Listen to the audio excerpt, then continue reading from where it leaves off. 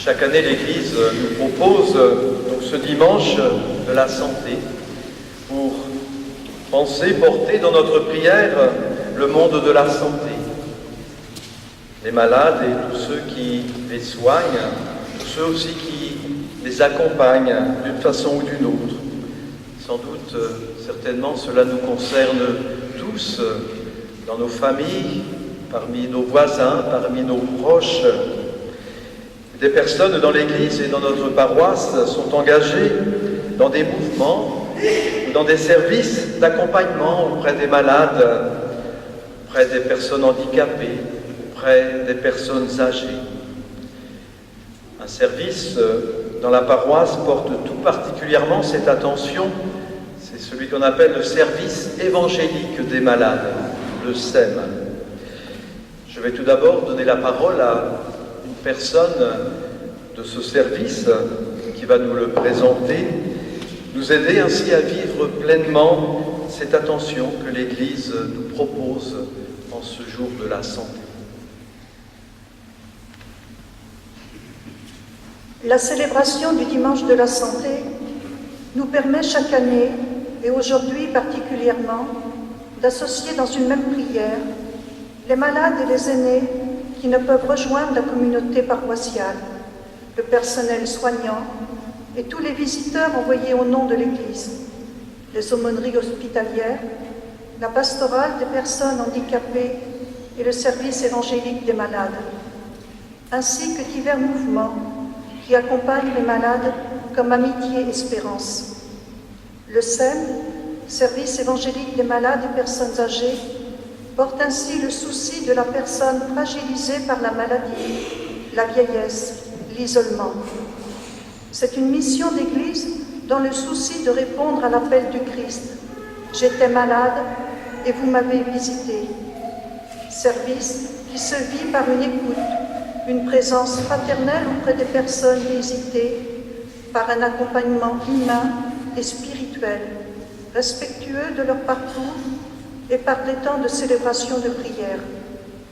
Service qui souhaite traduire en gestes concrets la tendresse de Dieu et la sollicitude de l'Église pour les plus souffrants.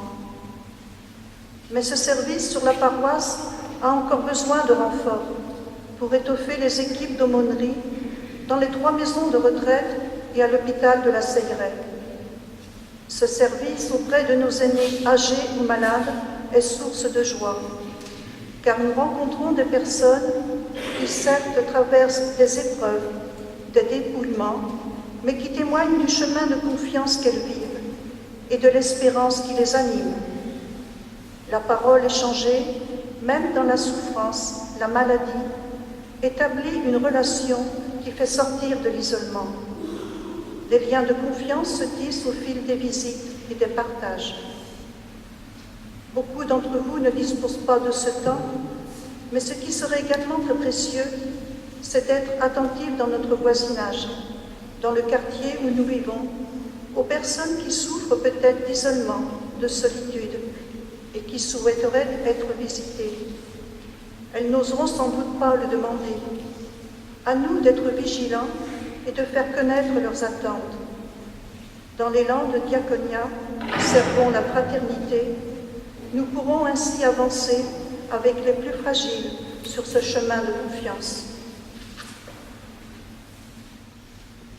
Merci Marie-Claude pour ce témoignage au nom de toutes les personnes aussi qui sur notre paroisse accompagnent des personnes malades, âgées. Merci aussi pour le message que cela nous adresse en lien avec ce thème de la journée, avancer avec les plus fragiles sur le chemin de confiance. Tous ceux qui accompagnent ainsi des personnes pourraient aussi dire bien des choses sur toute l'attention, l'écoute, la tendresse qui permet ainsi de tracer avec l'autre un chemin qui nourrit la confiance mutuelle. Car quand on donne, on reçoit toujours aussi, découvrant et partageant ensemble des fragilités et des merveilles. Oui, dans cette journée de santé, eh bien, nous voulons penser et prier tout d'abord pour les malades, pour les personnes âgées, dans les maisons de retraite et dans les hôpitaux, qu'elle trouve toujours autour d'elle des gens qui les écoutent, les accompagnent pour vivre dans la sérénité, dans l'assurance qu'elles ne sont pas abandonnées, qu'elles peuvent aussi toujours donner bien de l'amitié autour d'elles. Nous voulons penser aussi, prier pour tous ceux et celles qui accompagnent et travaillent auprès des malades, comme soignants, comme personnel divers. Ils ont tant à faire bien souvent, parfois écartelés par des choix ou des décisions difficiles à prendre. Qu'ils sachent toujours considérer l'autre non pas comme un numéro, comme un diagnostic, mais comme une personne singulière, à part entière, qui leur est confiée.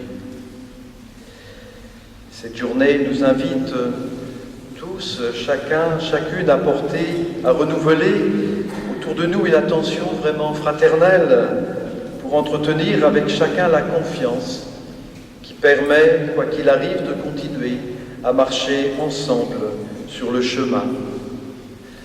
Cela nous appelle aussi, peut-être, selon nos engagements les uns les autres, à défendre toujours la vie de ceux qui sont les plus faibles de notre société, pour qu'ils soient reconnus, respectés.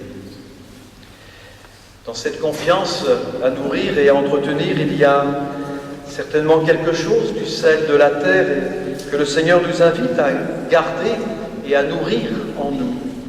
Quelque chose de la lumière qu'il nous appelle à rayonner.